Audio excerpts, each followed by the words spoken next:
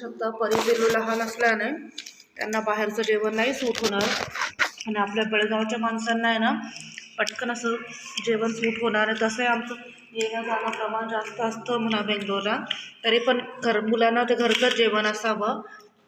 गरम गरम भात सांबार आणि हे ना कसली भाजी आहे, भोपळ्याची भाजी आहे आणि हे ना ढोबळ्या मिरचीची भाजी आहे, सांबार एक्स्ट्रा भरपूर असं दिलेलं आणि इतकं छान जेवण आहे ना. आणि ते पण इतक्या आठवणीने, ते स्वतः इतक्या प्रॉब्लेममध्ये होते आणि पाऊस पडत होता, एवढी जास्त थंडी आणि भरपूर लांब राहतात, तरी त्यांनी ही माणुसकी दाखवली. आम्ही नकार दिलेला की काहीतरी ॲडजस्ट करतो, पण तरी त्यांनी एवढं आणून दिलं. खूप आनंद झाला. पण परी झोपली आमची, तिला उठवण्याचा प्रयत्न केला, ती नाही उठली. पिल्लू उठलेलं केली आणि पिल्लू थोडंफार खातोय, त्यातच आम्हाला खूप खूप आनंद.